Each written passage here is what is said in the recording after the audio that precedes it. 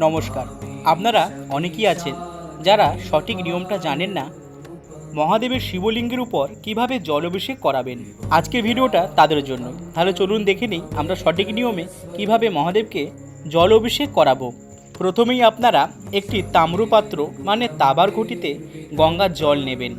এখানে আমি জলের ওপর দিয়েছি একটি বিল্বপত্র আর একটি কলকে ফুল।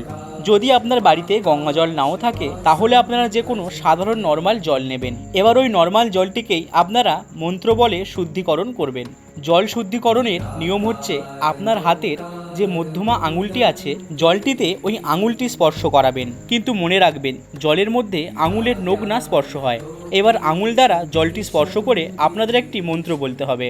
মন্ত্রটি হলো গঙ্গে চ যমুনা চৈব গদাবরী সরস্বতী নর্মদা সিন্ধু কাবেরী জলিস্ম সন্ধি কুরু। এই মন্ত্রটি পাঠ করে জলটি আপনারা শুদ্ধকরণ করে নেবেন, কারণ গঙ্গা জল ছাড়া মহাদেবের কখনো অভিষেক করানো যায় না। চলুন এবারে আমরা আসল বিষয়টা আসি, যেখানে আপনারা বারবার একই ভুল করেন। আপনারা সরাসরি কখনোই মহাদেবের শিবলিঙ্গে জল অর্পণ করবেন না। প্রথমেই একটি তাম্র পাত্রের দ্বারা মহাদেবকে উত্তরমুখী করে বসিয়ে রাখবেন।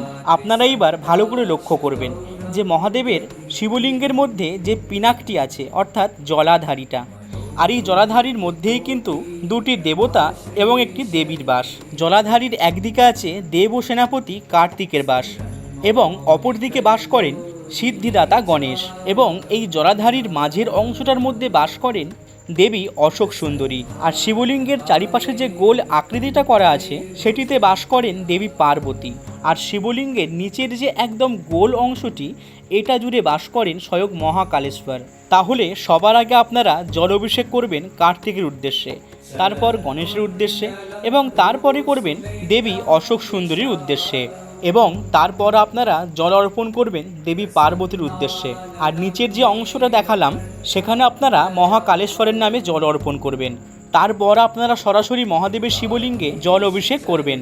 কিন্তু মনে রাখবেন যখন আপনারা জল অভিষেক করাবেন তখন কিন্তু মহাদেবের কোনো বীজ মন্ত্র বা মহাদেবের কোনো প্রণাম মন্ত্র অবশ্যই বলবেন। আর যদিও আপনারা এই দুটো মন্ত্র নাও বলতে পারেন তাহলে অন্তত মহাদেবের পঞ্চাক্ষরী মন্ত্রটি পাঠ করবেন, আর সেটি হলো ওম নমঃ শিবায়। চলুন আজ তাহলে আসি। ভিডিওটি কেমন হয়েছে অবশ্যই জানাবেন আর কমেন্টে লিখে যাবেন হর হর মহাদেব।